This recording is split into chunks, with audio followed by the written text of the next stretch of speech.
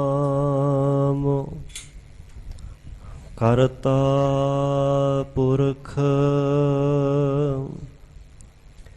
ਨਿਰਭਉ ਨਿਰਵੈਰ ਅਕਾਲ ਮੂਰਤ ਆਜੂਨੀ ਸੈਭੰ ਗੁਰ ਪ੍ਰਸਾਦ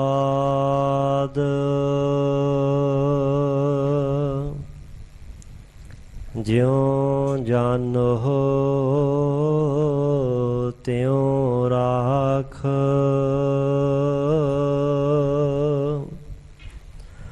ਹਰ ਪ੍ਰਭ ਤੇਰਿਆ ਕੀਤੇ ਗਣਾਉ ਅਸੰਖ ਅਵਗਨ ਮੇਰਿਆ ਅਸੰਖ ਅਵਗਨ ਖਤੇ ਫੇਰੇ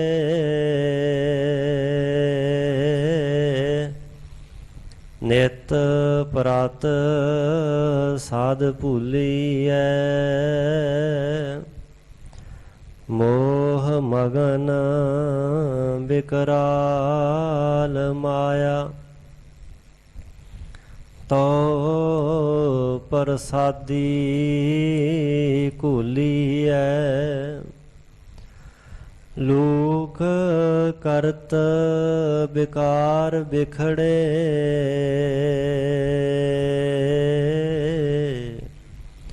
ਪ੍ਰਭ ਨੇਰ ਹੋ ਤੇ ਨੇਰਿਆ ਬਿਨਵੰਤ ਨਾਨਕ ਦਇਆ ਧਾਰਹੁ ਕਾਢ ਭਵਜਲ ਫੇਰਿਆ ਬਹੁਤੇ ਫੇਰ ਪਏ ਕਿਰਪਨ ਕਾ ਆਪ ਕੇਸ਼ ਕਿਰਪਾ ਕੀਜੈ ਹੋ ਦਇਆਲ ਦਰਸ਼ਨ ਦੇਹੁ ਆਪਣਾ ਐਸੀ ਬਖਸ਼ ਕਰੀਜੈ ਤੇਰੀ ਸਰਨ ਮੇਰੇ ਦੀਨ ਦਇਆਲਾ ਸੁਖ ਸਾਗਰ ਮੇਰੇ ਗੁਰ ਗੋਪਾਲਾ ਕਰ ਕਿਰਪਾ ਨਾਨਕ ਗੁਣ ਗਾਵੈ ਰਾਖੋ ਸਰਮ ਅਸਾੜੀ ਜੀਓ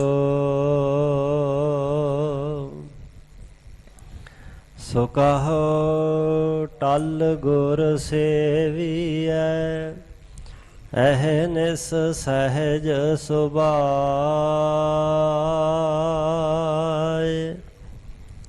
ਦਰਸ਼ਨ ਪਰਸੈ ਗੁਰੂ ਕੈ ਜਨਮ ਮਰਨ ਦੁਖ ਜਾਇ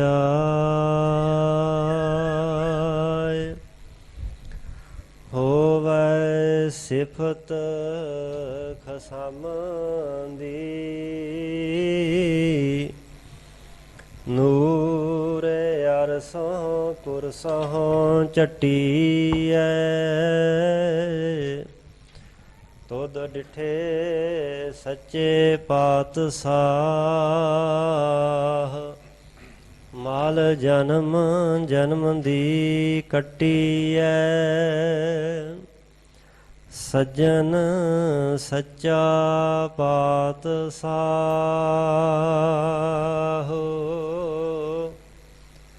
ਸਿਰ ਸਾਹਾਂ ਦਾ ਸਾਹੋ ਜਿਸ ਪਾਸ ਬੈਠਿਆ ਸੋਹੀਐ ਸਭਨਾਂ ਦਾ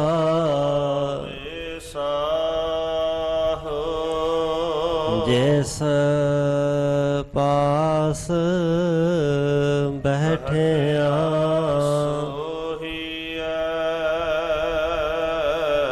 ਸਭਨਾਂ ਦਾ ਵੇਸਾਹੁ।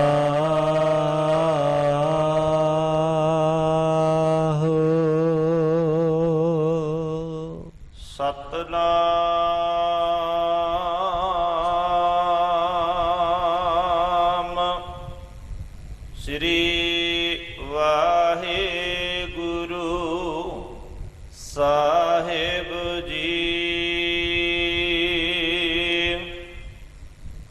ਸਤਿਗੁਰ ਮਿਲੈ ਫਲ ਪਾਇਆ ਜਿਨ ਵਿੱਚ ਹੋਂ ਅਹ ਕਰਣ ਚੁਕਾਇਆ। ਦੁਰਮਤ ਕਾ ਦੁਖ ਕਟਿਆ ਭਾਗ ਬੈਠਾ ਮਸਤਕ ਆਏ ਜੀਓ। ਸਤਿਗੁਰ ਮਿਲਿਆ ਫਲ ਪਾਇਆ ਜਿਨ ਵਿੱਚ ਹੋਂ ਅਹ ਕਰਣ ਚੁਕਾਇਆ। ਦੁਰਮਤ ਕਾ ਦੁਖ ਕਟਿਆ ਭਾਗ ਬੈਠਾ ਮਸਤਕ ਆਏ ਜੀਓ। ਅੰਮ੍ਰਿਤ ਤੇਰੀ ਬਾਣੀਆਂ ਤੇਰਿਆ ਭਗਤਾ ਹਿਰਦੈ ਸਮਾਣੀਆਂ। ਸੁਖ ਸੇਵਾ ਅੰਦਰ ਰੱਖਿਆ ਆਪਣੀ ਨਦਰ ਕਰਹਿ ਨਿਸਤਾਰ ਜੀਓ। ਸਤਿਗੁਰ ਮਿਲਿਆ ਫਲ ਪਾਇਆ। ਵਾਹਿਗੁਰੂ ਜੀ ਕਾ ਖਾਲਸਾ ਵਾਹਿਗੁਰੂ ਜੀ ਕੀ ਫਤਿਹ। ਪਰਮ ਸਨਮਾਨ ਸਤਿਕਾਰਯੋਗ ਜੁਗੋ ਜੁਗ ਅਟਲ ਸ਼ਬਦ ਗੁਰੂ ਚਵਰ ਤਖਤ ਛਤਰ ਦੇ ਮਾਲਕ ਦਸਾਂ ਪਾਤਸ਼ਾਹੀਆਂ ਦੀ ਜੋਤ ਸਮਰੱਥ ਪ੍ਰਤੱਖ ਹਾਜ਼ਰ ਨਾਜ਼ਰ ਸਤਿਗੁਰੂ ਵਾਲੀਏ ਦੋ ਜਹਾਂ ਹਲਤ ਪਲਤ ਦੇ ਰੱਖਿਅਕ ਧੰਨ ਧੰਨ ਸਾਹਿਬ ਸਤਿਗੁਰੂ ਆਦਿ ਸ੍ਰੀ ਗੁਰੂ ਗ੍ਰੰਥ ਸਾਹਿਬ ਜੀ ਮਹਾਰਾਜ। ਐਸੇ ਦੀਨ ਦਿਆਲ ਪਰ ਉਪਕਾਰੀ ਕਰਨਾ ਨਿਧਾਨ ਕਿਰਪਾ ਦੀ ਖਾਨ ਸਤਿਗੁਰੂ ਪਾਤਸ਼ਾਹ ਮਹਾਰਾਜ ਜੀ ਦੀ ਅਪਰ ਅਪਾਰ ਕਿਰਪਾ ਰਹਿਮਤ ਬਖਸ਼ਿਸ਼ ਦਾ ਸਦਕਾ ਸ਼੍ਰੀ ਦਸ਼ਮੇਸ਼ ਪਿਤਾ ਜੀ ਸ਼੍ਰੀ ਕਲਗੀਧਰ ਜੀ ਪੰਥ ਵਾਲੀ ਅੰਮ੍ਰਿਤ ਦੇ ਦਾਤੇ ਸਤਿਗੁਰੂ ਸਾਹਿਬੇ ਕਮਾਲ ਬਾਦਸ਼ਾਹ ਦਰਵੇਸ਼ ਅਰਸ਼ਾਂ ਫਰਸ਼ਾਂ ਦੇ ਮਾਲਕ ਨੀਲੇ ਦੇ ਸ਼ਾਹੇ ਅਸਵਾਰ ਦੇਗ ਤੇਗ ਦੇ ਧਣੀ ਮਰਦ ਅਗੰਮੜੇ ਧੰਨ ਧੰਨ ਧੰਨ ਸਤਿਗੁਰੂ ਸ਼੍ਰੀ ਗੁਰੂ ਗੋਬਿੰਦ ਸਿੰਘ ਸਾਹਿਬ ਜੀ ਮਹਾਰਾਜ ਜੀ ਦੇ ਮਹਾਨ ਪਾਵਨ ਪਵਿੱਤਰ ਇਤਿਹਾਸਕ ਮੁਕੱਦਸ ਮੁਬਾਰਕ ਪਾਕ ਅਸਥਾਨ ਤਖਤ ਸ਼੍ਰੀ ਕੇਸਗੜ੍ਹ ਸਾਹਿਬ ਜੀ ਵਿਖੇ ਅੰਮ੍ਰਿਤ ਵੇਲੇ ਤੋਂ ਸੱਜ ਰਹੇ ਸੁੰਦਰ ਦੀਵਾਨ ਅੰਦਰ ਹਾਜ਼ਰੀਆਂ ਭਰ ਰਹੇ। ਯਾਤਰਾ ਕਰਦਿਆਂ ਸਾਹਿਬਾਂ ਜੀ ਦੀ ਮਹਾਨ ਗੁਰ ਸੰਗਤ ਪੰਗਤ ਦਾ ਲਾਹਾ ਲੈ ਰਹੇ ਗੁਰੂ ਸਵਾਰੇ ਗੁਰੂ ਪਾਤਸ਼ਾਹ ਜੀ ਦੀ ਸਾਜੀ ਨਿਵਾਜੀ ਗੁਰੂ ਰੂਪ ਗੁਰੂ ਖਾਲਸਾ ਗੁਰੂ ਸੰਗਤ ਜੀਓ, ਵੱਡਿਆਂ ਭਾਗਾਂ ਸਦਕਾ ਗੁਰੂ ਬਖਸ਼ੇ ਹੋਏ ਉਦਮ ਉਪਰਾਲੇ ਪ੍ਰੇਰਨਾ ਦੁਆਰਾ ਸਾਹਿਬਾਂ ਜੀ ਦੇ ਮਹਾਨ ਅਸਥਾਨ ਤੇ ਗੁਰਸੰਗਤ ਦੀ ਹਾਜ਼ਰੀ ਭਰ ਕੇ ਸਾਹਿਬਾਂ ਜੀ ਦੀ ਇਲਾਹੀ ਦਰਗਾਹੀ ਅੰਮ੍ਰਿਤ ਬਾਣੀ ਨੂੰ ਸਰਵਨ ਕਰਨ ਦਾ ਸੁਭਾਗ ਪ੍ਰਾਪਤ ਕਰਦਿਆਂ ਜੀਵਨ ਦੀਆਂ ਘੜੀਆਂ ਨੂੰ ਸਮੇਂ ਨੂੰ ਸਵਾਸਾਂ ਨੂੰ ਸਫਲਿਆਂ ਕੀਤਾ ਹੈ। ਸਾਹਿਬਾਂ ਜੀ ਦੇ ਮਹਾਨ ਪਾਵਨ ਅਸਥਾਨ ਤੇ ਲੜੀਵਾਰ ਗੁਰੂ ਸ਼ਬਦ ਉਪਦੇਸ਼ ਤੁਰ ਕੀ ਬਾਣੀ ਦੀ ਵਿਚਾਰ ਚੱਲ ਰਹੀ ਹੈ। ਅੰਮ੍ਰਿਤ ਵੇਲੇ ਦੇ ਸੱਜ ਰਹੇ ਸੁੰਦਰ ਦੀਵਾਨ ਵਿੱਚ ਰੋਜ਼ਾਨਾ ਹੀ ਸਵੇਰ ਦੇ ਵਕਤ ਗੁਰੂ ਸ਼ਬਦ ਦੀ ਤੁਰ ਕੀ ਬਾਣੀ ਦੀ ਵਿਚਾਰ ਗੁਰੂ ਪਾਤਸ਼ਾਹ ਜੀ ਕਿਰਪਾ ਕਰਕੇ ਕਰਵਾਉਂਦੇ ਹਨ। ਵਡਭਾਗੀ ਗੁਰਮੁਖ ਜਨ ਸਰਵਣ ਕਰਦੇ ਹਨ। ਸੰਸਾਰ ਦੇ ਅੰਦਰ ਕੋਈ ਵੀ ਕਰਮ ਕੀਤਾ ਜਾਏ, ਭਾਵੇਂ ਉਹ ਸ਼ੁਭ ਹੋਵੇ ਚੰਗਾ ਨੇਕ ਜਾਂ ਬੁਰਾ ਹੋਵੇ ਭੈੜਾ ਹੋਵੇ, ਹਰੇਕ ਕਰਮ ਦਾ ਕੋਈ ਨਾ ਕੋਈ ਫਲ ਜ਼ਰੂਰ ਮਨੁੱਖ ਨੂੰ ਕਰਨ ਵਾਲੇ ਨੂੰ ਮਿਲਦਾ ਹੈ। ਫਲ ਦਿੱਤੇ ਤੋਂ ਬਿਨਾਂ ਕੋਈ ਕਰਮ ਐਸਾ ਨਹੀਂ ਜਿਹੜਾ ਨਿਸਫਲ ਚਲਿਆ ਜਾਏ।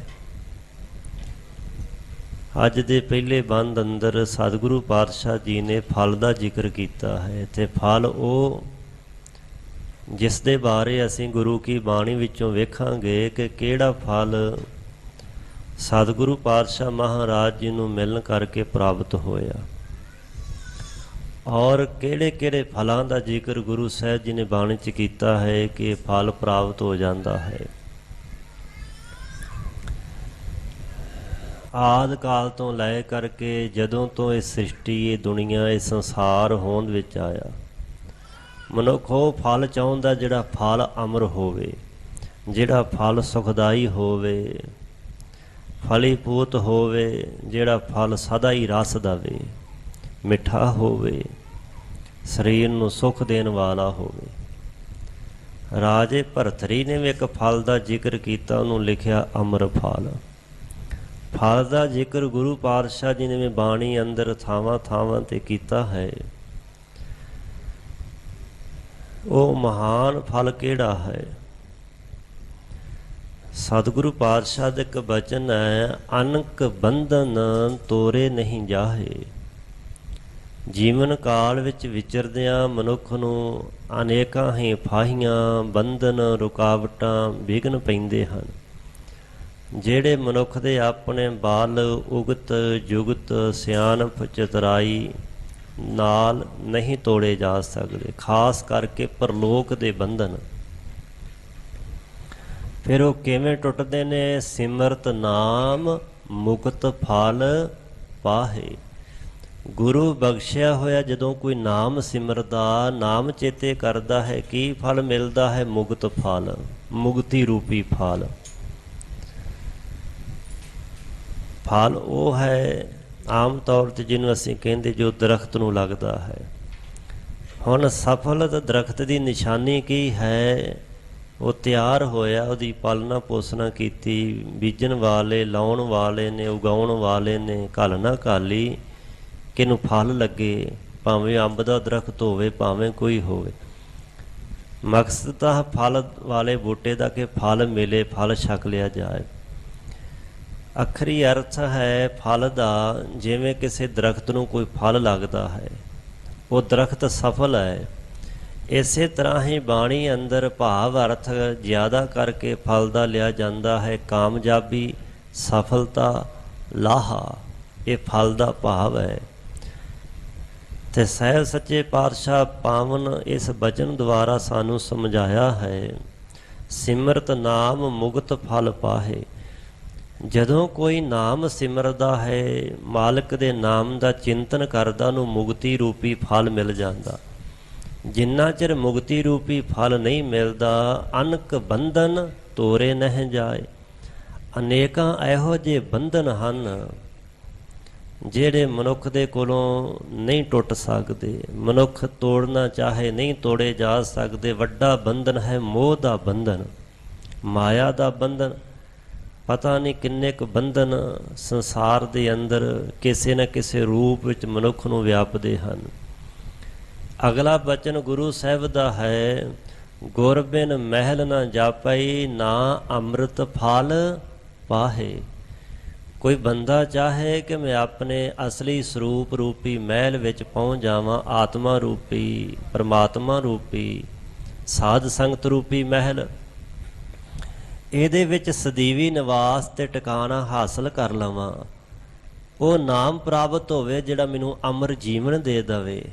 ਤਾਂ ਗੁਰੂ ਪਾਤਸ਼ਾਹ ਕਹਿੰਦੇ ਭਾਈ ਫਿਰ ਧਿਆਨ ਨਾਲ ਸੁਣੋ, ਗੁਰ ਬਿਨ ਮਹਿਲ ਨਾ ਜਾਪੀ। ਜਾਪੀ ਦਾ ਅਰਥ ਹੈ, ਅੱਖਰੀ ਅਰਥ ਹੈ ਜਾਣਿਆ ਜਾਂਦਾ, ਭਾਵ ਅਰਥ ਹੈ ਦਿਸਦਾ।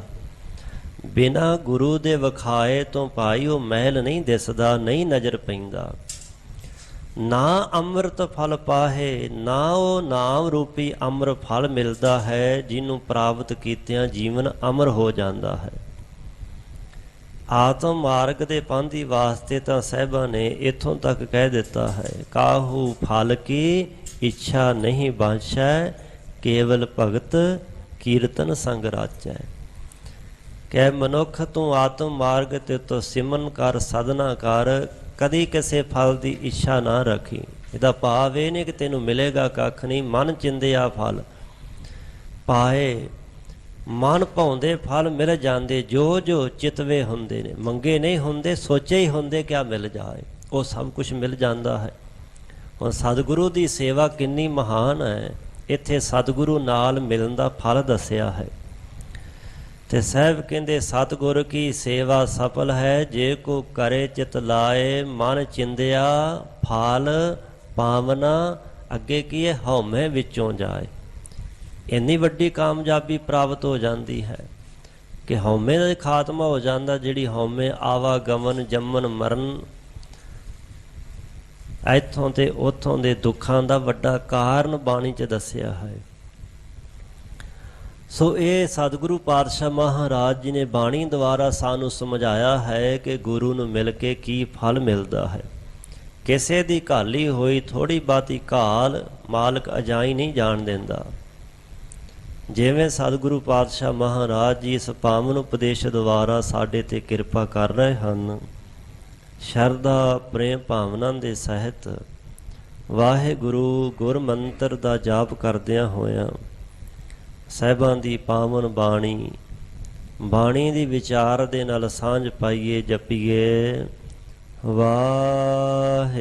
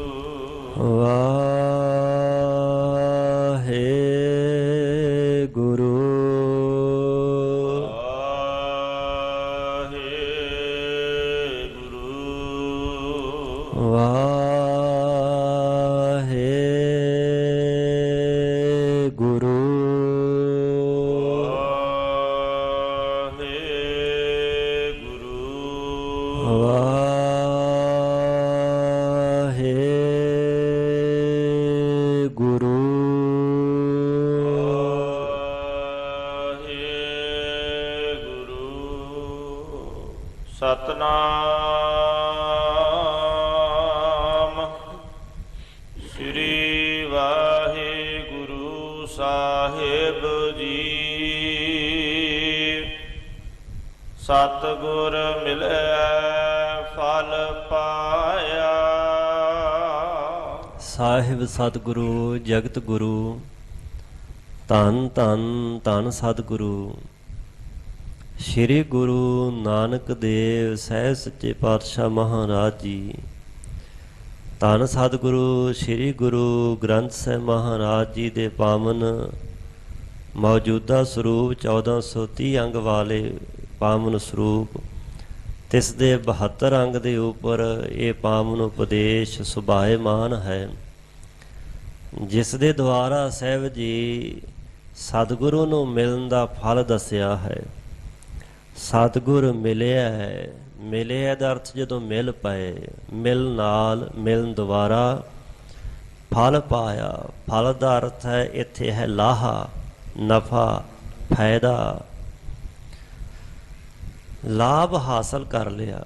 ਸੱਚੇ ਸਤਿਗੁਰੂ ਨੂੰ ਮਿਲਣ ਕਰਕੇ ਇਹ ਮਹਾਨ ਭਾਰੀ ਫਲ ਪ੍ਰਾਪਤ ਕਰ ਲਿਆ।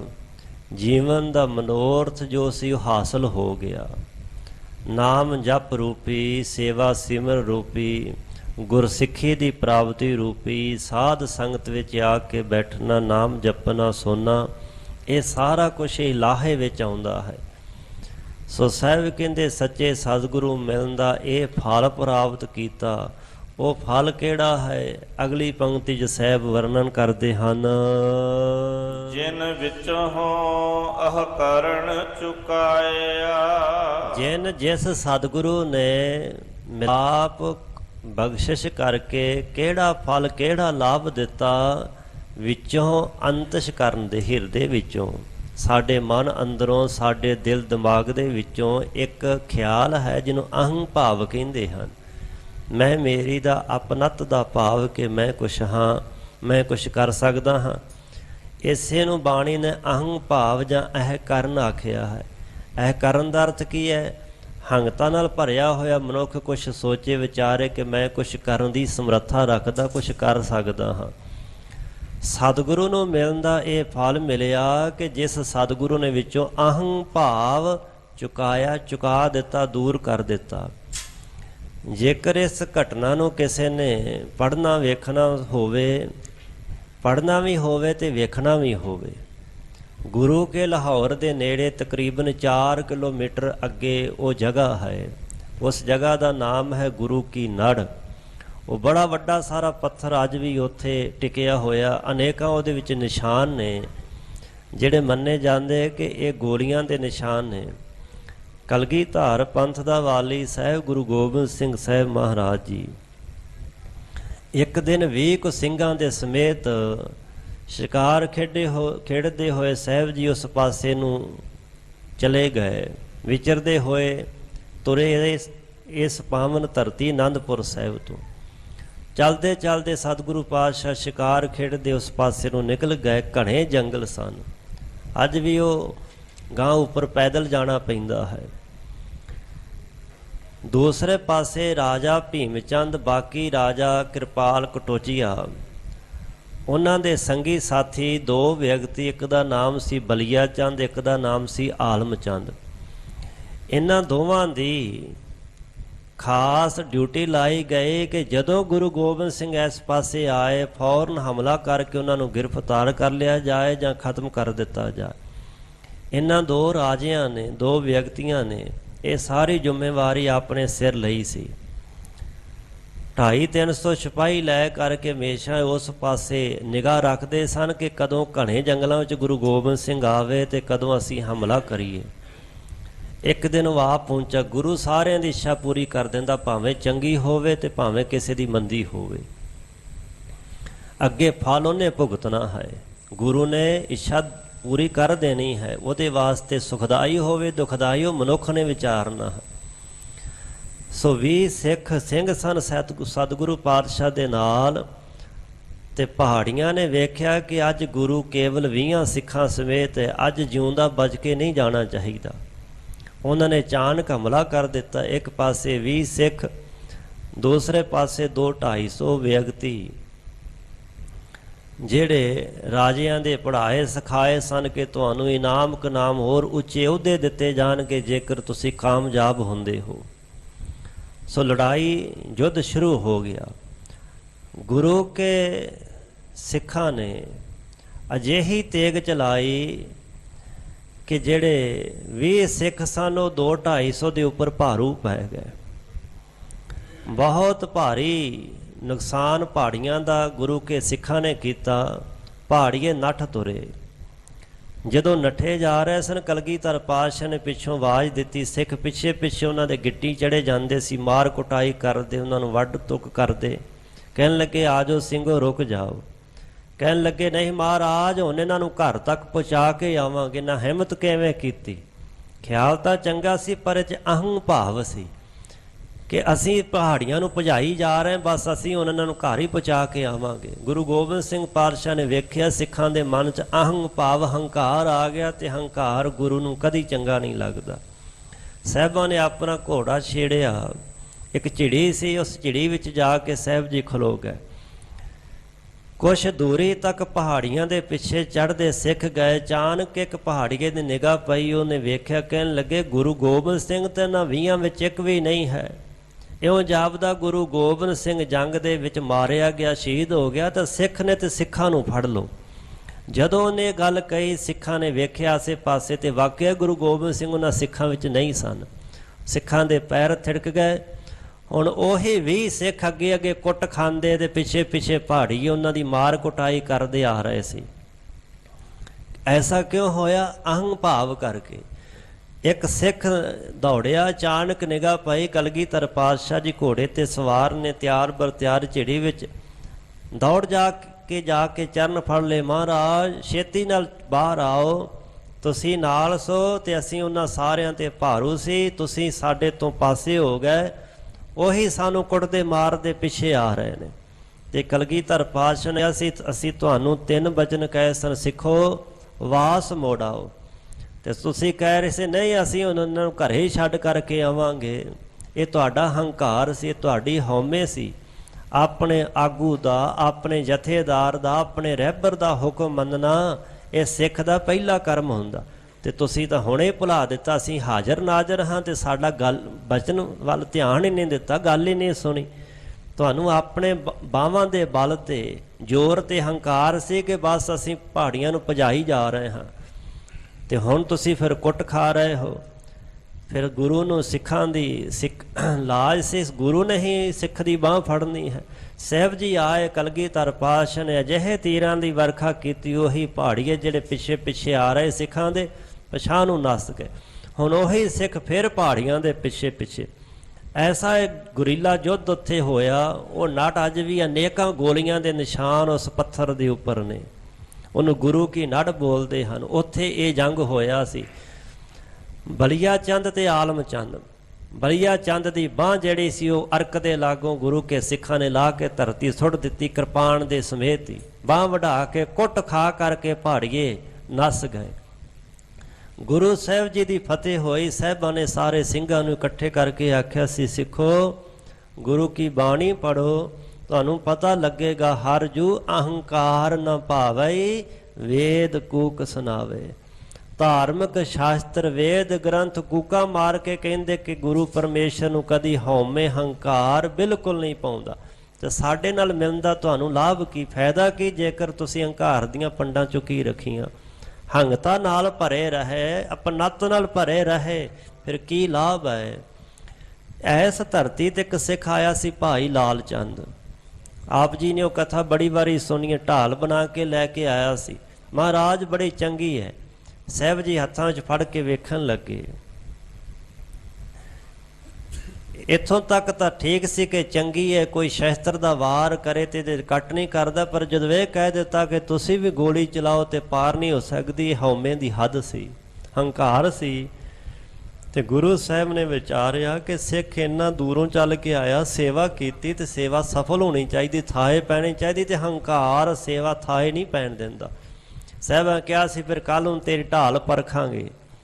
ਤੇ ਆਪ ਜੀ ਨੇ ਉਹ ਸੁਣਿਆ ਕਈ ਵਾਰੀ ਕਿ ਕਿਵੇਂ ਸਾਰੀ ਰਾਤ ਭਾਈ ਲਾਲ ਚੰਦ ਨੂੰ ਨੀਂਦ ਨਹੀਂ ਸੀ ਆਈ। ਸਿੱਖ ਇਕੱਠੇ ਕਰਕੇ ਅਰਦਾਸ ਕਰਵਾਈ ਤੇ ਸਵੇਰ ਹੋਈ ਤੇ ਸਾਹਿਬਾਂ ਕਿਹਾ ਸੀ ਲਿਆ ਭਾਈ ਲਾਲ ਚੰਦ ਤੇਰੀ ਢਾਲ ਪਰਖੀਏ। ਫਿਰ ਕਗਿਆ ਕੇ ਚਰਨਾਂ ਤੇ ਡਿੱਗਾ ਸੀ। ਘਰ ਵਾਲੀ ਨੇ ਕਿਹਾ ਸੀ ਗੁਰੂ ਗੋਬਿੰਦ ਸਿੰਘ ਦੇ ਸਾਹਮਣੇ ਤੇਰਾ ਹੰਕਾਰ ਨਹੀਂ ਟਿਕੇਗਾ। ਫਿਰ ਮਾਫੀ ਮੰਗੀ, ਮਹਾਰਾਜ ਮੇਰੀ ਭੁੱਲ ਸੀ। ਇਸੇ ਤਰ੍ਹਾਂ ਹੀ ਡੱਲਾ ਕੀ ਕਹਿ ਰਿਹਾ ਸੀ, ਮਹਾਰਾਜ ਮੈਨੂੰ ਯਾਦ ਕਰ ਦੇ। ਖਲੋਤਾ ਗੁਰੂ ਗੋਬਿੰਦ ਸਿੰਘ ਦੇ ਸਾਹਮਣੇ, ਜਿਹਦੇ ਸਾਹਮਣੇ ਹੰਕਾਰ ਨੂੰ ਕੋਈ ਥਾਂ ਨਹੀਂ। ਮਹਾਰਾਜ ਇੱਕ ਵਾਰੀ ਸੁਨੇਹਾ ਘੱਲਦੇ ਆਪ ਜੀ ਦੇ ਸਾਹਿਬਜ਼ਾਦੇ ਸ਼ਹੀਦ ਹੋ ਗਏ। ਤੇ ਸਾਹਿਬਾਂ ਕਿਹਾ ਡੱਲਿਆ ਇਸੇ ਤਰ੍ਹਾਂ ਹੀ ਹੋਣਾ ਸੀ, ਇਹ ਭਾਣੇ ਇਸੇ ਤਰ੍ਹਾਂ ਵਰਤਨੇ ਸਨ ਨਹੀਂ ਮਹਾਰਾਜ। ਤੇ ਸਾਹਿਬਾਂ ਜਦੋਂ ਵੇਖਿਆ ਕਿ ਹੰਕਾਰ ਦੇ ਘੋੜੇ ਤੇ ਸਵਾਰ ਹੈ, ਅਚਾਨਕ ਕਿਸੇ ਸਿੱਖ ਨੇ ਰਫਲ ਭੇਟਾ ਕੀਤੀ, ਬੰਦੂਕ ਅਰਪਣ ਕੀਤੀ। ਸਾਹਿਬਾਂ ਕਿਹਾ ਫਿਰ ਅਸੀਂ ਪਰਖਣ ਤੋਂ ਬਿਨਾਂ ਹਥਿਆਰ ਰੱਖਦੇ ਨਹੀਂ, ਪਰਖਣਾ। ਤੇ ਲਿਆ ਡੱਲਿਆ ਜਿਨ੍ਹਾਂ ਦਾ ਤੂੰ ਦਾਵਾ ਕਰਦਾ ਕਿ ਬੜੇ ਸੂਰਮੇ, ਉਹਨਾਂ ਚੋਂ ਲਿਆ ਕੋਈ ਇੱਕ ਦੋ ਅਸੀਂ ਰਫਲ ਬੰਦੂਕ ਦੀ ਗੋਲੀ ਪਰਖੀਏ। ਤੇ ਆਪ ਨੇ ਬੜੀ ਵਾਰੀ ਸੁਣਿਆ ਕਿ ਕੱਲੇ ਕੱਲੇ ਕੋਲ ਗਿਆ ਸੀ ਤੇ ਕਹਿੰਦੇ ਸੀ ਜੰਗ ਵਿੱਚ ਤਾਂ ਹੋਇਆ ਤੇ ਅਨਿਆਈ ਮੌਤੇ ਸੀ, ਕਿਵੇਂ ਮਰੀਏ। ਤੇ ਸਾਹਿਬਾਂ ਕਿਹਾ ਸੀ ਭਾਈ ਡੱਲਿਆ ਤੂੰ ਹੀ ਸਾਹਮਣੇ ਖਲੋ ਜਾ। ਡੱਲੇ ਦਾ ਹੰਕਾਰ ਜਿਹੜਾ ਸੀ ਉਹ ਕਿੱਥੇ ਖਲੋ ਦਿੰਦਾ ਸੀ। ਸੋ ਮਹਾਰਾਜ ਅਨਿਆਈ ਮੌਤੇ ਮੈਂ ਵੀ ਨਹੀਂ ਮਰ ਸਕਦਾ। ਜਾਂ ਹੰਕਾਰ ਹੋਵੇਗਾ ਜਾਂ ਸ਼ਰਧਾ ਭਾਵਨਾ ਹੁੰਦੀ ਤੇ ਖਲੋ ਸਕਦਾ ਸੀ। ਕਹਿਣ ਲੱਗੇ ਜਾ ਸਾਡੇ ਤਬੇਲੇ ਵਿੱਚ ਘੋੜਿਆਂ ਦੇ ਸੇਵਾਦਾਰ ਭਾਈ ਵੀਰ ਸਿੰਘ ਦੇ ਭਾਈ ਧੀਰ ਸਿੰਘ ਨੂੰ ਖਬਰ ਦੇ। ਜਦੋਂ ਖਬਰ ਦਿੱਤੀ ਉਹ ਦਸਤਾਰਾਂ ਬੰਨ੍ਹਦੇ ਦੌੜਦੇ ਹੋਏ ਆ ਗਏ। ਲੜ ਰਹੇ ਸੀ ਤੇ ਸਾਹਿਬਾਂ ਲੜਨ ਦਾ ਕਾਰਨ ਪੁੱਛਿਆ। ਇੱਕ ਕਹਿ ਰਿਹਾ ਸੀ ਮੈਂ ਪਹਿਲਾਂ ਆਵਾਜ਼ ਸੁਣੀ, ਦੂਜਾ ਕਹਿੰਦਾ ਸੀ ਮੈਂ ਸੁਣੀ, ਮੇਰੇ ਤੇ ਗੋਲੀ ਚਲਾਓ। ਸਾਹਿਬਾਂ ਨੇ ਦੋਵਾਂ ਨੂੰ ਸਾਹਮਣੇ ਖਿਲਾਰ ਕੇ ਗੋਲੀ ਚਲਾ ਦਿੱਤੀ। ਗੋਲੀ ਦੋਵਾਂ ਦੇ ਸਿਰਾਂ ਦੇ ਉੱਪਰੋਂ ਪਾਰ ਹੋ ਗਈ ਤੇ ਡੱਲੇ ਦੇ ਡੇਲੇ ਟੱਡੇ ਰਹਿ ਗਏ, ਅੱਖਾਂ ਜਦੋਂ ਟੱਡੀਆਂ ਰਹਿ। ਕਹਿਣ ਲੱਗਾ ਮਹਾਰਾਜ ਗੋਲੀ ਸਿਰ ਉੱਪਰੋਂ ਦੀ ਲੰਘਾਉਣੀ ਸੀ ਤੇ ਮੈਨੂੰ ਦੱਸ ਦਿੰਦੇ, ਮੈਂ ਇਹ ਖਲੋ ਜਾਂਦਾ। ਸਤਿਗੁਰੂ ਕਲਗੀਧਰ ਪਾਤਸ਼ਾਹ ਕਹਿੰਦੇ ਪਰਚੇ 10 ਕਰਕੇ ਨਹੀਂ ਪਾਏ ਜਾਂਦੇ ਹੁੰਦੇ। ਉਹ ਸਮਾਂ ਉਹੀ ਸੀ। ਹੁਣ ਤੇਰੀ ਹਉਮੈ ਹੰਕਾਰ ਕਿੱਥੇ ਗਿਆ ਜਿਹਦਾ ਤੂੰ ਦਾਵਾ ਕਰਦਾ ਸੀ ਕਿ ਮੇਰੇ ਕੋਲ ਬੜੇ ਸੂਰਮੇ ਸਿਪਾਹੀ। ਇਹੋ ਜਿਹੀ ਇੱਕ ਨਹੀਂ ਅਨੇਕਾਂ ਘਟਨਾਵਾਂ ਇਤਿਹਾਸ 'ਚ ਭਰੀਆਂ। ਜਦੋਂ ਕੋਈ ਗੁਰੂ ਕੋਲ ਆਇਆ, ਆ ਕੇ ਹੰਕਾਰ ਜਨਾਇਆ ਤੇ ਗੁਰੂ ਨੇ ਹੰਕਾਰ ਚਕਨਾਚੂਰ ਕਰ ਦਿੱਤਾ।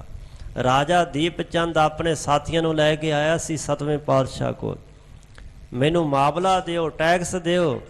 ਤੇ ਗੁਰੂ ਹਰਿ ਪਾਤਸ਼ਾਹ ਨੇ ਕੌਤਕ ਰਚਾ ਦਿੱਤਾ ਕੁਸ਼ਤੀਆਂ ਦਾ। ਬੜਾ ਤਕੜਾ ਇੱਕ ਉਪਜਿਕ ਭਲਵਾਨ ਸੀ, ਮੰਨਿਆ ਪ੍ਰਮੰਨਿਆ। ਸਾਹਿਬਾਂ ਨੇ ਇੱਕ ਮਾਰੂ ਜਿਹਾ ਸਿੱਖ ਅਖਾੜੇ 'ਚ ਤਾਰਿਆ। ਉਸ ਸਿੱਖ ਨੇ ਮਾਰ ਮਾਰ ਕੇ ਮੁਕੀਆਂ ਉਹਦਾ ਪਿੰਜਰ ਬਣਾ ਦਿੱਤਾ, ਕੰਜੂਬਰ ਕੱਢ ਦਿੱਤਾ। ਤੇ ਰਾਜੇ ਜਿਹੜੇ ਸਨ ਹੈਰਾਨ ਹੋ ਗਏ ਕਿ ਇਹ ਕਿਵੇਂ ਕਲਾ ਵਰਤ ਰਹੀ ਹੈ। ਉਹਨਾਂ ਦਾ ਹੰਕਾਰ ਦੂਰ ਹੋ ਗਿਆ ਤੇ ਪੈਸੇ ਤਾਂ ਕੀ ਮੰਗਣੇ ਸੀ, ਨਾਂ ਤੱਕ ਨਹੀਂ ਲਿਆ ਕਿ ਸਾਨੂੰ ਪੈਸੇ ਦਿਓ। ਇਹ ਗੁਰੂ ਨੂੰ ਮਿਲਣ ਦਾ ਫਲ ਹੈ। ਸਤਿਗੁਰੂ ਪਾਤਸ਼ਾਹ ਦੱਸ ਰਹੇ ਨੇ ਸਤਿਗੁਰ ਮਿਲਿਆ ਫਲ ਪਾਇਆ। ਗੁਰੂ ਨੂੰ ਮਿਲਣ ਕਰਕੇ ਕਿਹੜਾ ਫਲ ਪਾਇਆ? ਜਿਸ ਨੇ ਵਿੱਚੋਂ ਹਿਰਦੇ ਵਿੱਚੋਂ ਮਨ ਵਿੱਚੋਂ ਅੰਤਸ਼ਕਰਨ ਵਿੱਚੋਂ ਇਹ ਕਰਨ ਚੁਕਾਇਆ, ਹੰਕਾਰ ਦੂਰ ਕਰ ਦਿੱਤਾ, ਹਉਮੈ ਨੂੰ ਦੂਰ ਕਰ ਦਿੱਤਾ। ਨਹੀਂ ਤਾਂ ਗੁਰੂ ਅਰਜਨ ਦੇਵ ਪਾਤਸ਼ਾਹ ਦਾ ਬਚਨ ਬੜੀ ਵਾਰੀ ਪੜ੍ਹਿਆ ਸੁਣਿਆ ਸਾਰਿਆਂ ਨੇ, ਸੁਖੀ ਬਸੇ ਮਸਕੀਨੀਆਂ ਆਪ ਨਿਵਾਰ ਤਲੇ, ਵੱਡੇ ਵੱਡੇ ਅਹੰਕਾਰੀਆ ਨਾਨਕ ਗਰਭ ਗਲੇ। ਗਰਭ ਕਹਿੰਦੇ ਹੰਕਾਰ। ਬੜੇ ਵੱਡੇ ਵੱਡੇ ਹੰਕਾਰੀ ਹੰਕਾਰ ਵਿੱਚ ਹੀ ਗਲ ਗਏ। ਗੁਰੂ ਨੇ ਕਿਰਪਾ ਕਰਕੇ ਹੰਕਾਰ ਦਾ ਪਰਦਾ ਪਾਸੇ ਕਰ ਦਿੱਤਾ। ਗੁਰੂ ਨੇ ਹੰਕਾਰ ਤੋਂ ਬਚਾ ਲਿਆ। ਸਤਿਗੁਰੂ ਨੇ ਇਹ ਫਲ ਮਿਲਾਪ ਦਾ ਬਖਸ਼ਿਸ਼ ਕਰ ਦਿੱਤਾ ਕਿ ਜਿਹੜੀ ਹਉਮੈ ਕਾਰਨ ਪ੍ਰਮਾਤਮਾ ਵੱਲੋਂ ਦੂਰੀ ਸੀ, ਉਸ ਦੂਰੀ ਨੂੰ ਹੰਕਾਰ ਨੂੰ ਦੂਰ ਕਰਕੇ ਚੁਕਾ ਹੀ ਦਿੱਤਾ, ਪਾਸੇ ਕਰ ਦਿੱਤਾ, ਮਿਲਾਪ ਹੋ ਗਿਆ। ਸੋ ਇਹ ਸਤਿਗੁਰੂ ਨੂੰ ਮਿਲਣ ਦਾ ਫਲ, ਇਹ ਲਾਭ, ਇਹ ਨਫਾ ਪ੍ਰਾਪਤ ਹੋਇਆ। ਦੁਰਮਤ ਕਾ ਦੁਖ ਕੱਟਿਆ, ਭਾਗ ਬੈਠਾ ਮਸਤਕ ਆਏ ਜਿਉ। ਹੋਰ ਕਿਹੜਾ ਫਲ ਪਾਇਆ ਸਤਿਗੁਰੂ ਨੂੰ ਮਿਲ ਕੇ? ਸਾਹਿਬ ਕਹਿੰਦੇ ਦੁਰਮਤ। ਬਾਣੀ ਦੇ ਅੰਦਰ ਗੁਰੂ ਪਾਤਸ਼ਾਹ ਨੇ ਕਈ ਤਰ੍ਹਾਂ ਦੀ ਮਤ ਦਾ ਜ਼ਿਕਰ ਕੀਤਾ। ਇੱਕ ਇੱਥੇ ਹੈ ਦੁਰਮਤ, ਇੱਕ ਹੈ ਗੁਰਮਤ, ਇੱਕ ਹੈ ਮਨਮਤ। ਮਨ ਦੀ ਮਤ ਦੁਰ, ਭੈੜੀ ਮਤ ਅਕਲ ਸਮਝ ਸੂਝ। ਦੁਰਮਤ, ਦੁਰਮਤ ਭੈੜੀ ਮਤ ਜਿਹੜੀ ਖੋਟੀ ਬੁੱਧੀ ਹੈ। ਦੁਰਮਤ ਮਦ ਜੋ ਪੀਵਤੇ ਬਿਖਲੀ ਪਤ ਕਮਲੀ। ਜਿਹੜੇ ਖੋਟੀ ਮੱਤ ਦੇ ਧਾਰਨੀ ਹੋ ਕੇ ਸ਼ਰਾਬ ਪੀਂਦੇ, ਕੋਈ ਨਸ਼ਾ ਕਰਦੇ, ਸਾਹਿਬ ਕਹਿੰਦੇ ਵੇਸਵਾ ਦੇ ਪਤੀ ਦੀ ਨਿਆਈ, ਉਹ ਬੇਇੱਜ਼ਤ ਲੋਕ ਹਨ, ਬਦਨਾਮੀ ਖੱਟਣ ਵਾਲੇ ਹਨ, ਖੋਟੀ ਮੱਤ ਦੇ ਧਾਰਨੀ। ਵਾਰ-ਵਾਰ ਸਾਹਿਬਾਂ ਕਿਹਾ ਕਿ ਗੁਰ ਕੀ ਮੱਤ ਤੂੰ ਲੇਹ ਇਆਨੇ, ਗੁਰੂ ਦੀ ਮੱਤ ਲੈ ਲਓ। ਜਿੱਥੇ ਗੁਰੂ ਦੀ ਮੱਤ ਹੋਵੇਗੀ ਉੱਥੋਂ ਦੁਰਮਤ ਕੱਟੀ ਜਾਏਗੀ। ਸਤਿਗੁਰੂ ਨੂੰ ਮਿਲਣ ਦਾ ਦੂਜਾ ਫਲ ਕਿਹੜਾ ਪਾਇਆ? ਦੁਰਮਤ ਕਾ ਦੁੱਖ ਕੱਟਿਆ। ਦੁੱਖ ਕਿਉਂ ਆਉਂਦਾ ਹੈ? ਖੋਟੀ ਮੱਤ ਦੇ, ਭੈੜੀ ਮੱਤ ਦੇ ਕਾਰਨ। ਸੋ ਸਾਹਿਬ ਕਹਿੰਦੇ ਖੋਟੀ ਮੱਤ ਦਾ ਕਾਰਨ ਜਿਹੜਾ ਦੁੱਖ ਆ ਰਿਹਾ ਸੀ ਨਾ, ਜੰਮਣ ਤੇ ਮਰਨ ਦਾ ਵੱਡਾ ਦੁੱਖ, ਵਿਕਾਰਾਂ ਦਾ ਦੁੱਖ, ਜਿਹੜੇ ਵਿਕਾਰ ਸਾੜਦੇ ਸੀ, ਕੱਟਿਆ ਗਿਆ। ਖੋਟੀ ਮੱਤ ਦਾ ਜਿਹੜਾ ਭਿਆਨਕ ਦੁੱਖ ਸੀ ਉਹ ਕੱਟਿਆ ਗਿਆ। ਭਾਗ ਬੈਠਾ ਮਸਤਕ ਆਏ ਜੀ। ਭਾਗ ਤਾਂ ਬੰਦੇ ਦੇ ਹੈ ਸਨ ਪਰ ਪ੍ਰਗਟ ਨਹੀਂ ਸਨ, ਤੇ ਜਦੋਂ ਭਾਗ ਸਤਿਗੁਰੂ ਪਾਤਸ਼ਾਹ ਦੇ ਜੀਵ ਸਾਹਮਣੇ ਆ, ਭਾਗ ਉਗੜ ਪਏ। ਭਾਗ ਬੈਠਾ ਮਸਤਕ ਆਏ ਜੀਓ, ਮੱਥੇ ਤੇ ਭਾਗ ਸਾਹਮਣੇ ਆ ਕਰਕੇ ਬੈਠ ਗਿਆ। ਜਦੋਂ ਗੁਰੂ ਦੀ ਕਲਾ ਵਰਤਦੀ ਹੈ, ਗੁਰੂ ਦੇ ਸਿੱਖ ਰਾਹੀਂ ਵੀ ਭਾਗ ਜਾਗ ਜਾਂਦਾ, ਬਖਸ਼ਿਸ਼ ਹੋ ਜਾਂਦੀ। ਭਾਈ ਸ਼ਬੇਗ ਸਿੰਘ, ਭਾਈ ਸ਼ਾਹਬਾਜ਼ ਸਿੰਘ ਜੰਬਰ ਪਿੰਡ ਦੇ ਰਹਿਣ ਵਾਲੇ, ਬੜੇ ਉੱਚੇ ਅਹੁਦੇ ਤੇ ਕੰਮ ਕਰਦੇ ਸਨ। ਭਾਈ ਸ਼ਬੇਗ ਸਿੰਘ ਸਰਕਾਰੇ ਦਰਬਾਰ ਉੱਚੀ ਪਹੁੰਚ ਸੀ ਤੇ ਸਿੱਖਾਂ ਵਿੱਚ ਵੀ ਬੜਾ ਨਾਮਣਾ ਸੀ। ਸਿੱਖਾਂ ਨੂੰ ਪਤਾ ਸੀ ਕਿ ਇਹ ਲਾਲਚੀ ਬਿਰਤੀ ਵਾਲਾ ਨਹੀਂ, ਸਗੋਂ ਧਰਮੀ ਤੇ ਨੇਕ ਪੁਰਖ, ਸੱਚਾ ਤੇ ਸੁੱਚਾ ਗੁਰੂ ਕਾ ਸਿੱਖ ਹੈ। ਅੱਜ ਵਰਗਾ ਨਹੀਂ ਸੀ ਗਦਾਰੀ ਕਰਨ ਵਾਲਾ ਕਿ ਆਪਣਿਆਂ ਨਾਲ ਹੀ ਗਦਾਰੀ ਕਰ ਜਾਏ ਕਿ ਆਓ ਮੈਂ ਤੁਹਾਨੂੰ ਰਾਹ ਦੱਸਦਾ, ਇੱਧਰ ਦੀ ਲੰਘ ਕੇ ਹਮਲਾ ਕਰੋ। ਭਾਵੇਂ ਉਹ ਦੁਸ਼ਮਣਾਂ ਦੀ ਜਮਾਤ ਵਿੱਚ ਰਹਿੰਦਾ ਸੀ, ਪਰ ਸਿੱਖਾਂ ਨੂੰ ਕਿੰਨਾ ਵਿਸ਼ਵਾਸ ਸੀ ਭਾਈ ਸ਼ਬੇਗ ਸਿੰਘ ਤੇ। ਅਖੀਰ ਉਹਦੀ ਵੀ ਇੱਕ ਦਿਨ ਪ੍ਰੀਖਿਆ ਹੋ ਗਈ। ਜ਼ਾਲਮਾਂ ਨੇ ਫੜ ਕੇ ਜੇਲ੍ਹ ਵਿੱਚ ਬੰਦ ਕਰ ਦਿੱਤੇ, ਚਰਖੜੀ ਤੇ ਪਿਓ ਤੇ ਪੁੱਤਰ ਚੜਾ ਦਿੱਤੇ। ਪੁੱਤਰ ਭਾਈ ਸ਼ਾਹਬਾਜ਼ ਸਿੰਘ ਨੂੰ ਇੰਨਾ ਮਾਰਿਆ, ਇੰਨਾ ਟੌਰਚਰ ਕੀਤਾ ਕਿ ਉਹ ਅਧਮ ਹੋਇਆ ਹੋ ਗਿਆ। ਤੇ ਜਾ ਕਰਕੇ ਕਹਿਣ ਲੱਗੇ ਤੇਰਾ ਪੁੱਤਰ ਮੰਨ ਗਿਆ ਹੈ ਕਿ ਮੈਂ ਇਸਲਾਮ ਪ੍ਰਵਾਨ ਕਰ ਲੈਂਦਾ ਹਾਂ। ਸ਼ਬੇਗ ਸਿੰਘਾ ਤੇਰਾ ਕੀ ਵਿਚਾਰ ਹੈ? ਉਹ ਕਹਿਣ ਲੱਗਾ ਮੇਰੇ ਸਾਹਮਣੇ ਲੈ ਕੇ ਆਓ। ਜਦੋਂ ਸਾਹਮਣੇ ਲੈ ਕੇ ਆਂਦਾ, ਭਾਈ ਸ਼ਬੇਗ ਸਿੰਘ ਆਮ ਵਿਅਕਤੀ ਨਹੀਂ ਸੀ, ਦਿਵ ਦ੍ਰਿਸ਼ਟੇ ਨੇਤਰਾਂ ਦਾ ਮਾਲ ਸੀ। ਉਹਨੇ ਤੱਕਿਆ ਕਿ ਇਹਦੇ ਮੱਥੇ ਉੱਪਰ ਇੱਕ ਐਸੀ ਰੇਖਾ ਹੈ, ਲਿਖਿਆ ਹੈ ਕਿ ਇਹਨੇ ਮੁਸਲਮਾਨ ਹੋਣਾ ਹੈ। ਭਾਈ ਸਾਹਿਬ ਦੇ ਹੱਥ ਕੜੀਆਂ ਲੱਗੀਆਂ ਸਨ। ਪੁੱਤਰ ਨੂੰ ਇਸ਼ਾਰਾ ਕਰਕੇ ਧਰਤੀ ਤੇ ਬਿਠਾਇਆ, ਧਰਤੀ ਤੇ ਪੈਰ ਘਸਾ ਕੇ ਜਿਹੜੀ ਗੂਠੇ ਨੂੰ ਮਿੱਟੀ ਲੱਗੀ ਸੀ, ਭਾਈ ਸ਼ਾਹਬਾਜ਼ ਸਿੰਘ ਦੇ ਮੱਥੇ ਵਿੱਚੋਂ ਗੂਠਾ ਲਾ ਦਿੱਤਾ, ਮਾੜੀ ਰੇਖਾ ਹੀ ਮਿਟਾ ਦਿੱਤੀ, ਚੰਗਾ ਭਾਗ ਜਾਗ ਗਿਆ। ਇਹਨੂੰ ਕਹਿੰਦੇ ਸਤਿਗੁਰੂ ਦੀ ਕਲਾ। ਗੁਰੂ ਸਿੱਖਾਂ ਰਾਹੀਂ ਵੀ ਆਪਣੀ ਕਲਾ ਵਰਤਾਉਂਦਾ ਹੈ।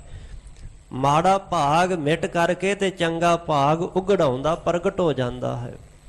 ਸੋ ਦੁਰਮਤ ਕਾ ਦੁੱਖ ਕੱਟਿਆ। ਭਾਈ ਸ਼ਾਹਬਾਜ਼ ਸਿੰਘ ਕਹਿਣ ਨੂੰ ਜਿਹਨੂੰ ਜਦੋਂ ਪੁੱਛਿਆ, ਭਾਈ ਸ਼ਬੇਗ ਸਿੰਘ ਨੂੰ ਕਹਿੰਦੇ ਹੁਣ ਪੁੱਛੋ ਮੇਰੇ ਪੁੱਤ ਨੂੰ ਇਸਲਾਮ ਕਬੂਲ ਕਰਦਾ ਜਾਂ ਨਹੀਂ? ਉਹ ਕਹਿਣ ਲੱਗੇ ਜੋ ਤੁਹਾਡੀ ਇੱਛਾ ਕਰੋ, ਪਰ ਮੈਂ ਸਿੱਖ ਸੀ ਤੇ ਸਿੱਖ ਹੀ ਸ਼ਹੀਦ ਹੋਵਾਂਗਾ। ਦੋਵੇਂ ਪਿਓ ਪੁੱਤਰ ਜਿਹੜੇ ਸਨ ਸ਼ਹੀਦ ਕਰ ਦਿੱਤੇ। ਭਾਈ ਸ਼ਬੇਗ ਸਿੰਘ, ਭਾਈ ਸ਼ਾਹਬਾਜ਼ ਸਿੰਘ। ਜ਼ਕਰੀਆ ਖਾਨ ਦੇ ਰਾਜ ਭਾਗ ਦੀ ਗੱਲ ਹੈ 18ਵੀਂ ਸਦੀ ਵਿੱਚ।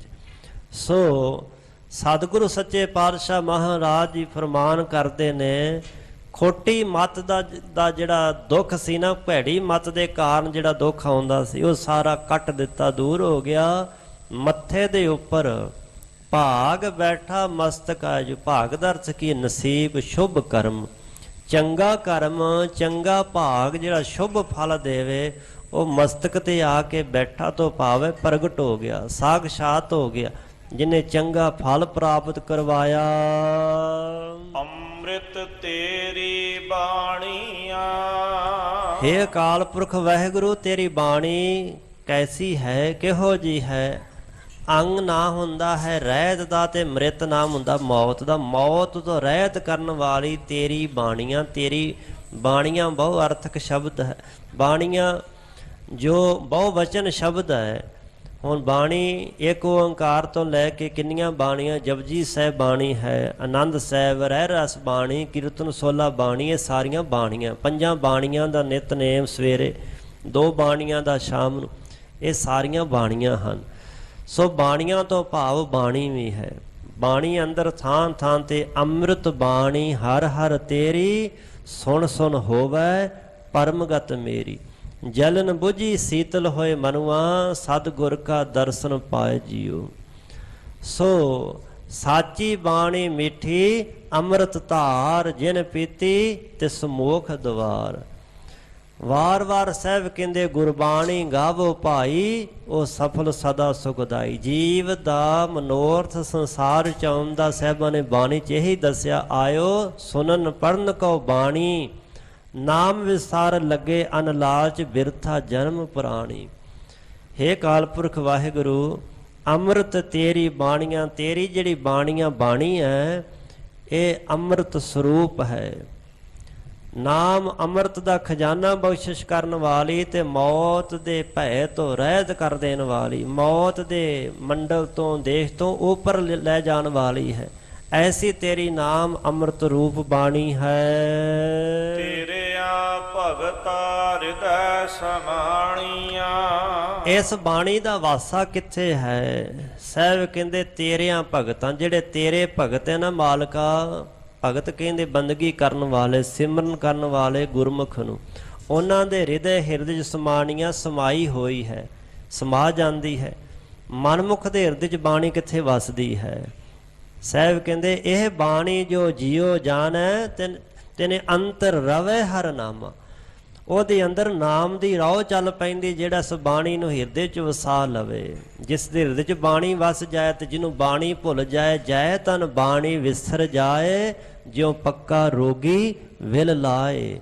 ਜਿਵੇਂ ਉਹ ਵਿਰਲਾਪ ਕਰਦਾ ਹੈ ਭਗਤਾਂ ਦੇ ਹਿਰਦੇ ਵਿੱਚ। ਸਾਹਿਬ ਕਹਿੰਦੇ ਤੇਰੀ ਬਾਣੀ ਜਿਹੜੀ ਉਹ ਵਸ ਗਈ, ਭਗਤਾਂ ਨੇ ਉਸ ਬਾਣੀ ਨੂੰ ਆਪਣੇ ਅੰਤਰ ਆਤਮੇ ਹਿਰਦੇ ਵਿੱਚ ਵਸਾ ਲਿਆ। ਸੁਖ ਸੇਵਾ ਅੰਦਰ ਰੱਖਿਆ ਆਪਣੀ ਨਦਰ ਕਰਹਿ ਨਿਸਤਾਰ ਜੀਓ। ਆਦ ਕਾਲ ਤੋਂ ਲੈ ਕੇ ਹਰ ਬੰਦਾ ਚਾਹੁੰਦਾ ਮੈਨੂੰ ਸੁੱਖ ਮਿਲੇ, ਸੁੱਖ ਦੀ ਢੂੰਡ ਭਾਲ ਮੁਤਲਾਸ਼ੀ ਹਰ ਬੰਦਾ ਹੈ, ਚਾਹੁੰਦਾ ਹੈ, ਖੋਜ ਵੀ ਕਰਦਾ ਸੁੱਖ ਮਿਲੇ। ਜਿੰਨੀ ਸੰਸਾਰ ਦੀ ਦੌੜ ਭੱਜ ਇਹਦਾ ਸਾਰੀ ਦਾ ਮਕਸਦ ਮਨੋਰਥ ਅਖੀਰ ਸੁੱਖ ਹੀ ਹੈ। ਸੁੱਖ ਕਿੱਥੇ ਰੱਖਿਆ ਗੁਰੂ ਪਾਤਸ਼ਾਹ ਨੇ? ਇਸ ਪੰਕਤੀ ਅੰਦਰ ਸੁੱਖ ਦਾ ਰਾਜ ਭੇਦ ਸਾਹਿਬਾਂ ਖੋਲ ਦਿੱਤਾ ਕਿ ਸੁੱਖ ਹੈ। ਮਤਾਂ ਸੋਚੋ ਕਿ ਸੁੱਖ ਹੈ ਹੀ ਨਹੀਂ ਸੰਸਾਰ ਵਿੱਚ। ਗੁਰੂ ਸਾਹਿਬ ਕਹਿੰਦੇ ਸੁੱਖ ਹੈ। ਰੱਖਿਆ ਕਿੱਥੇ ਹੈ ਉਹ ਸੁਣ ਲਓ। ਸੁੱਖ ਸੇਵਾ ਅੰਦਰ ਰੱਖੇ। ਗੁਰੂ ਨੇ, ਪਰਮੇਸ਼ਰ ਨੇ ਸੁੱਖ ਰੱਖਿਆ ਗੁਰੂ ਦੀ ਸੇਵਾ ਦੇ ਵਿੱਚ। ਸੇਵਾ ਜਿਹੜਾ ਕਰੇਗਾ ਨਾ ਉਹਨੂੰ ਸੁੱਖ ਅਵਸ਼ ਮਿਲੇਗਾ। ਸੇਵਾ ਕਰਨ ਵਿੱਚ ਹੀ ਸਾਰੇ ਸੁੱਖ ਹਨ। ਤਾਈਏ ਸਾਹਿਬਾਂ ਕਿ ਹਰ ਕੀ ਤੁਮ ਸੇਵਾ ਕਰੋ ਦੂਜੀ ਸੇਵਾ ਕਰੋ ਨਾ ਕੋਏ ਜੀ। ਹਰ ਕੀ ਸੇਵਾ ਤੇ ਮਨੋ ਚਿੰਦਿਆ ਫਲ ਪਾਈਐ ਦੂਜੀ ਸੇਵਾ ਜਨਮ ਬਿਰਥਾ ਜਾਏ ਜੀ। ਗੁਰੂ ਦੀ ਸੇਵਾ ਵਿੱਚ ਹੀ ਸਾਰਾ ਸੁੱਖ ਹੈ। ਪਰਮੇਸ਼ਰ ਦੇ ਨਾਮ ਜਪ ਵਿੱਚ ਹੀ ਸੁੱਖ ਹੈ। ਸੋ ਇਸ ਵਾਸਤੇ ਸੁੱਖ ਸੇਵਾ ਅੰਦਰ ਰੱਖਿਆ। ਸਤਿਗੁਰੂ ਦੀ ਪਰਮਾਤਮਾ ਦੀ ਸੇਵਾ ਵਿੱਚ, ਸਿਮਰਨ ਵਿੱਚ, ਬੰਦਗੀ ਵਿੱਚ, ਟਹਿਲ ਸੇਵਾ ਵਿੱਚ ਹੀ ਸਾਰਾ ਸੁੱਖ ਮਾਲਕ ਨੇ ਰੱਖਿਆ ਹੈ। ਆਪਣੀ ਨਦਰ ਕਰੇ। ਸੇਵਾ ਕੌਣ ਕਰ ਸਕਦਾ? ਜਿਹਦੇ ਤੇ ਆਪਣੀ ਨਦਰੇ ਮਿਹਰ ਕਿਰਪਾ ਦ੍ਰਿਸ਼ਟੀ ਕਰੇ ਉਹੀ ਸੇਵਾ ਕਰ ਸਕਦਾ। ਤੇ ਉਸੇ ਦਾ ਹੀ ਨਿਸਤਾਰ ਜੀਓ ਨਿਸਤਾਰਾ ਹੋ ਜਾਂਦਾ, ਸੰਸਾਰ ਸਾਗਰ ਭਵਜੋ ਤੋਂ ਤਰ ਜਾਂਦਾ। ਆਪਣੀ ਨਦਰ ਕਰੇ ਨਿਸਤਾਰ ਜੀਓ। ਆਪਣੀ ਨਦਰੇ ਮਿਹਰ ਕਿਰਪਾ ਦ੍ਰਿਸ਼ਟੀ ਦੁਆਰਾ ਜੀਵਾਂ ਦਾ ਨਿਸਤਾਰਾ ਕਰ ਦਿੰਦਾ, ਭਲਾ ਕਰ ਦਿੰਦਾ। ਉਹ ਸੰਸਾਰ ਸਾਗਰ ਭਵਜਲੋਂ ਪਾਰ ਹੋ ਜਾਂਦਾ ਹੈ। ਸੋ ਅੱਗੇ ਵੀ ਅਗਲੇ ਬੰਦ ਦੇ ਵਿੱਚ ਸਤਿਗੁਰੂ ਪਾਤਸ਼ਾਹ ਮਹਾਰਾਜ ਜੀ ਨੇ ਸਤਿਗੁਰੂ ਨੂੰ ਮਿਲਿਆ ਹੋਇਆ ਕਿਵੇਂ ਜਾਣਿਆ ਜਾਂਦਾ, ਸਮਝਿਆ ਜਾਂਦਾ, ਉਹਦਾ ਜ਼ਿਕਰ ਕੀਤਾ ਹੈ। ਅੱਗੇ ਸਰਵਣ ਕਰਾਂਗੇ। ਇੱਥੋਂ ਤੱਕ ਵਿਚਾਰ ਕਰਦਿਆਂ ਹੋਈਆਂ ਸਮੂਹ ਪ੍ਰਕਾਰ ਦੀਆਂ ਬੇਅੰਤ ਭੁੱਲਾਂ ਚੁੱਕਾਂ ਦੀ ਮਾਫੀ ਸਤਿਗੁਰੂ ਪਾਤਸ਼ਾਹ ਜੀ, ਸਤਿਗੁਰੂ ਜੀ ਦੀ ਗੁਰ ਸੰਗਤ ਬਖਸ਼ਨਹਾਰ ਜੀ ਬਖਸ਼ ਲੈਣਾ। ਇਹ ਪਾਵਨ ਸ਼ਬਦ ਜਿਸ ਦੇ 24 ਬੰਦ ਹਨ, ਅੱਜ 2 ਬੰਦ ਹੋਏ, 12 ਤੱਕ ਵਿਚਾਰ ਹੋ ਚੁੱਕੀ ਹੈ। ਸੋ 12 ਬੰਦ ਪਿੱਛੇ ਬਚਦੇ ਹਨ। ਜਿਵੇਂ ਗੁਰੂ ਸਾਹਿਬ ਜੀ ਤੌਫੀਕ ਸੋਝੀ ਮਤ ਬਖਸ਼ਣਗੇ, ਗੁਰੂ ਸਾਹਿਬ ਜੀ ਕਿਰਪਾ ਕਰਨ, ਆਪਣੇ ਗੁਰਮਤ ਦੇ ਆਚੇ ਅਨੁਸਾਰ ਵਿਚਾਰ ਬਖਸ਼ਿਸ਼ ਕਰਨ, ਵਿਚਾਰ ਕਰਵਾਉਣ। ਸਾਡੇ ਹਿਰਦੇ ਰੂਪੀ ਝੋਲੀ ਵਿੱਚ ਸਤਿਗੁਰੂ ਦਾ ਉਪਦੇਸ਼ ਵਸੇ। ਜੀਵਨ ਕਾਲ ਵਿੱਚ ਵਿਚਰਦਿਆਂ ਸਾਹਿਬਾਂ ਦਾ ਉਪਦੇਸ਼ ਕਮਾ ਸਕੀਏ। ਸਤਿਗੁਰੂ ਪਾਤਸ਼ਾਹ ਜੀ ਦੀ ਪਾਵਨ ਬਾਣੀ ਅਗਾਧ ਬੋਧ ਹੈ। ਤੁਸ਼ ਬੁੱਧੀ ਮਤ ਅਨੁਸਾਰ ਵਿਚਾਰ ਕਰਦਿਆਂ ਹੋਈਆਂ ਬੇਅੰਤ ਭੁੱਲਾਂ ਚੁੱਕਾਂ ਦੀ ਮਾਫੀ ਸਤਿਗੁਰੂ ਜੀ ਦੀ ਸੰਗਤ ਬਖਸ਼ਣਹਾਰ ਜੀ ਬਖਸ਼ ਲੈਣਾ।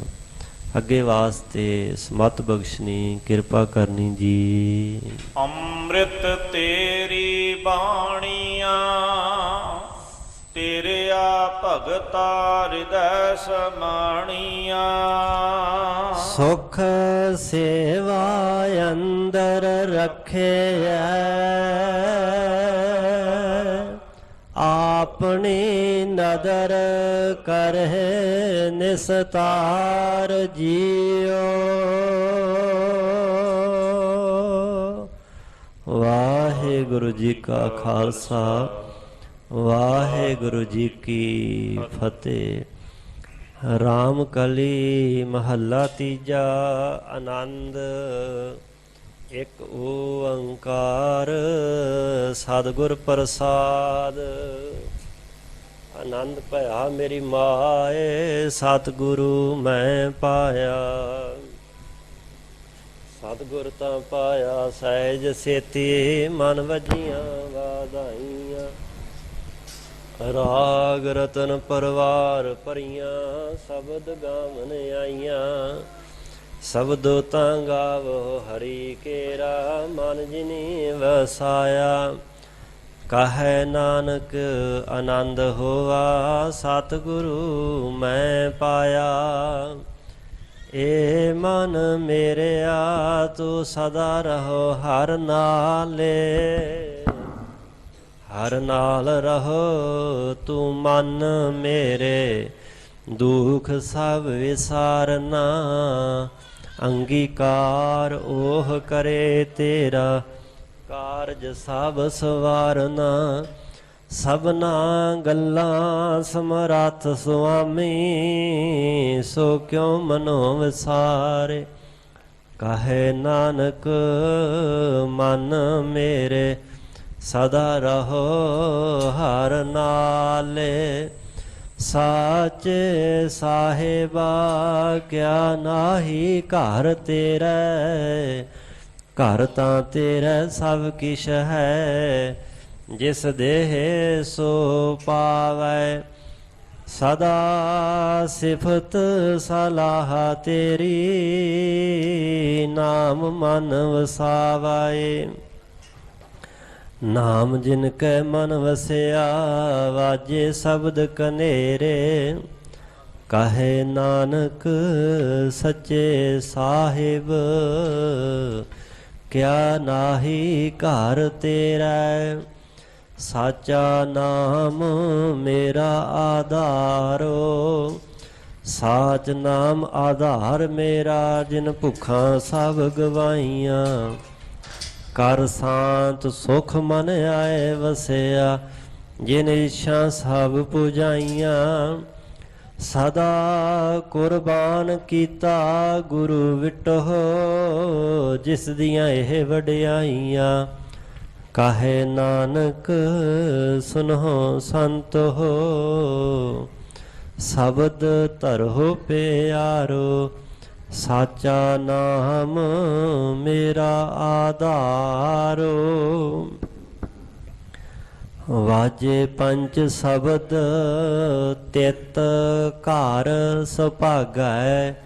ਘਰ ਸੁਭਾਗੈ ਸ਼ਬਦ ਵਾਜੇ ਕਾਲਾ ਜਿਤ ਘਰ ਧਾਰੀਆ। ਪੰਜ ਦੂਤ ਤੁਧ ਵਸ ਕੀਤੇ ਕਾਲ ਕੰਟਕ ਮਾਰਿਆ। ਧੁਰ ਕਰਮ ਪਾਇਆ ਤੁਧ ਜਿਨ ਕਾ ਸੇ ਨਾਮ ਹਰਿ ਕੈ ਲਾਗੇ।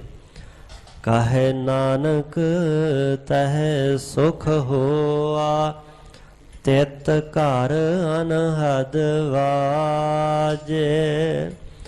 ਆਨੰਦ ਸੁਨਹੁ ਵਡ ਭਾਗੀ ਹੋ ਸਗਲ ਮਨੋਰਥ ਪੂਰੇ। ਪਾਰ ਬ੍ਰਹਮ ਪ੍ਰਭ ਪਾਇਆ ਉਤਰੇ ਸਗਲ ਵਿਸੂਰੇ। दुख रोग संताप उतरे सुनी सच्ची बाणी संत साजन भय सरसे पूरे गुर ते जानी सुनते पुनीत कहते पवित सतगुर रहया भरपूरे बिनवंत नानक गुर चरण लागे वाजे अनहद तूरे सुनते पुनीत कहते पवित सतगुर रहया भरपूरे बिनवंत नानक गुर चरण लागे वाजे अनहद तूरे। वाहिगुरु जी का खालसा वाहिगुरु जी की फतेह।